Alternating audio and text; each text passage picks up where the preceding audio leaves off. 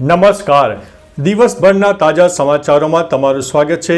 તમારી સાથે હું છું પિનલગીરી ગોસ્વામી. સમાચારો વિસ્તારથી જાણીએ એ પહેલા મહત્વના સમાચારો ઉપર એક નજર.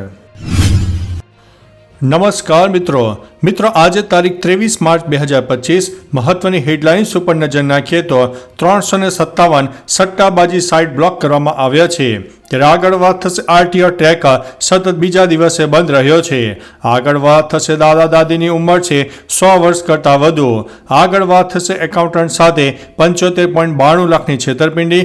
વાત છે સુરત શહેરની. ત્યારે આગળ વાત થશે કેરીના પાકને નુકસાન થતાં વળતરની માગ કરવામાં આવી છે.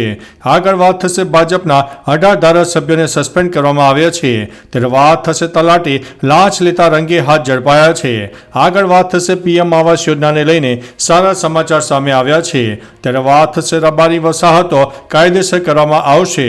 આગળ વાત થશે ખંભાતના દરિયા પર ગ્લોબલ વોર્મિંગની અસર જોવા મળી રહી છે.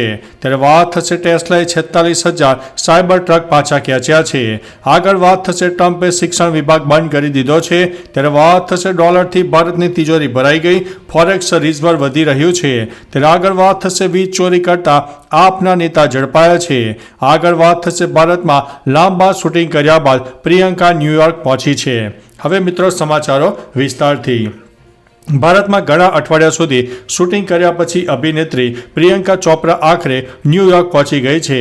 પછી તેણે સોશિયલ મીડિયા પર પોસ્ટ મૂકી અને પોતાની ખુશી વ્યક્ત કરી. તેણે લખ્યું છે કે ઘર જેવું કાંઈ નથી. પ્રિયંકા SSMB 29ના શૂટિંગમાં વ્યસ્ત છે. SS રાજા મૌલી તેનું દિગ્દર્શન કરી રહ્યા છે, જેમાં મહેશ બાબુ મુખ્ય ભૂમિકામાં છે. અહેવાલ છે કે આ પ્રોજેક્ટ 900થી 1,000 કરોડ રૂપિયાના બજેટમાં 2 ભાગમાં બનશે.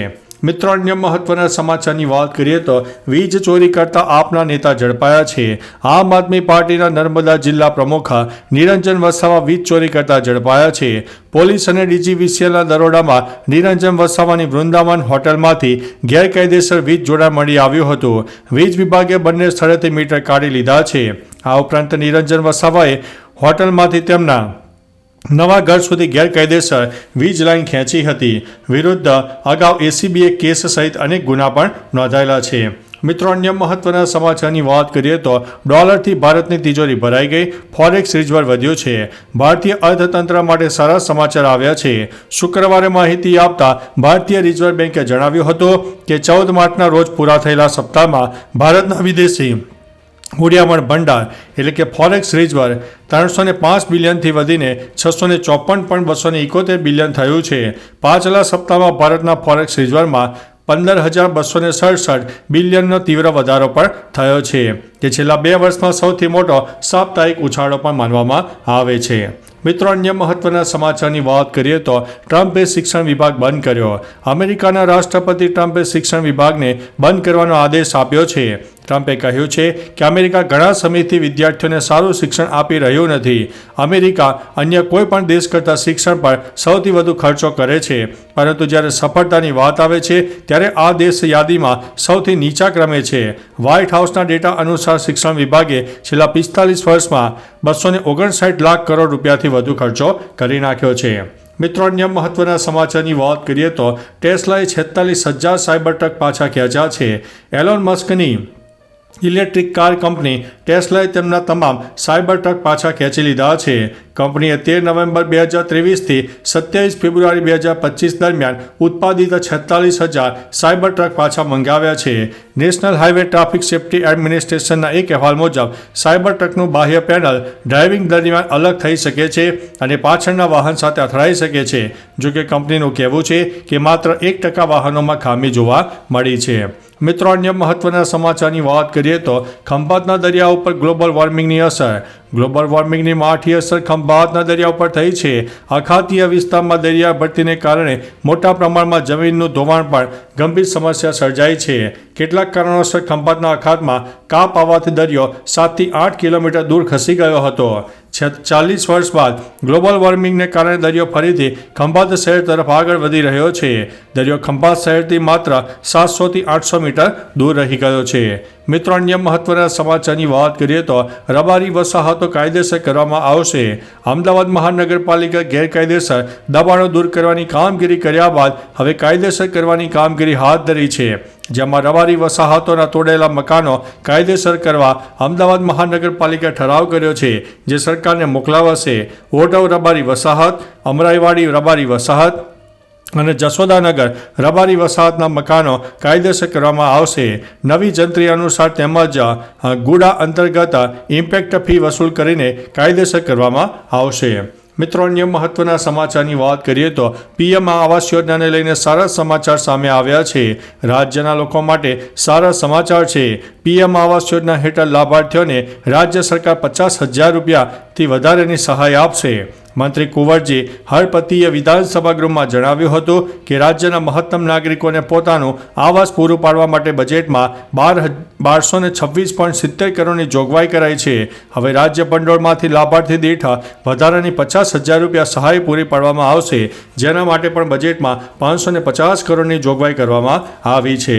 મિત્રો અન્ય મહત્વના સમાચારની વાત કરીએ તો તલાટી લાંચ લેતા રંગે હાથ ઝડપાયા છે. કચ્છ જિલ્લાના નખત્રાણા તાલુકાના દેસલપર ગામમાંથી વધુ એક લાંચિયો અધિકારી ઝડપાયો છે. દેસલપરની મહિલા તલાટીએ એસીબીએ રેસ્ટોરન્ટ બનાવવા દાખલા માટે 2,000 રૂપિયાની લાંચ લેતા રંગે હાથે ઝડપી પાડ્યા હતા. એક જાગૃત નાગરિકે એસીબીમાં ફરિયાદ નોંધાવી હતી, જેના પગલે 21 માર્ચના રોજ એસીબીએ છટકું ગોઠવ્યું હતું. તલાટી ચંદ્રિકાબેન ગરોડાએ ફરિયાદી સાથે હેતુલક્ષી વાતચીત કરીને 2,000ની લાંચની રકમ સ્વીકારી હતી. મિત્રો અન્ય મહત્વના સમાચારની વાત કરીએ તો ભાજપના 18 ધારાસભ્યો સસ્પેન્ડ કરવામાં આવ્યા છે. કર્ણાટક વિધાનસભામાં સરકારી કોન્ટ્રાક્ટમાં મુસ્લિમોને 4% અનામત આપવાના મુદ્દે ભાજપના ધારાસભ્યોએ હંગામો મચાવ્યો. ભાજપના ધારાસભ્ય ગૃહમાં બિલની કોપી ફાડી નાખી અને સ્પીકર તરફ ફેંકી દીધી. આ પછી સ્પીકરે માર્શલને બોલાવ્યા અને ધારાસભ્યોને ગૃહમાંથી બહાર કાઢ્યા. તેમજ ભાજપના 18 ધારાસભ્યોને 6 મહિના માટે સસ્પેન્ડ કર્યા છે. સરકારે સીએમ, મંત્રીઓ અને ધારાસભ્યો પગારમાં 100% વધારો કરવાનું બિલ પસાર કર્યું છે. મિત્રો અન્ય મહત્વના સમાચારની વાત કરીએ તો કેરીના પાકને નુકસાન થતાં વળતરની માંગ કરવામાં આવી છે. આ વર્ષે પ્રતિકૂળ વાતાવરણને કારણે વલસાડમાં કેરીના પાકને નુકસાન થયું છે. વલસાડ અને ડાંગના સાંસદ ધવલ પટેલે ગુજરાત સરકારના કૃષિમંત્રી રાઘવજી પટેલને રજૂઆત કરી હતી કે ખેડૂતોને વળતર આપવામાં આવે. સાંસદે તેમની લેખિત રજૂઆતમાં જણાવ્યું છે કે વલસાડ જિલ્લામાં કેરી મુખ્ય બાગાયતી પાક છે. મોટાભાગના ખેડૂતો કેરીની આવક પર નિર્ભર છે. આ વર્ષે પ્રતિકૂળ વાતાવરણને કારણે કેરી પાકને 80થી 90% જેટલું નુકસાન પણ થયું છે. મિત્રો અન્ય મહત્વના સમાચારની વાત કરીએ તો એકાઉન્ટન્ટ સાથે 75.92 લાખની છેતરપિંડી. સુરત શહેરમાં એકાઉન્ટન્ટ સાથે 75-92 લાખની છેતરપિંડી થઈ હોય તેવી ઘટના સામે આવી છે.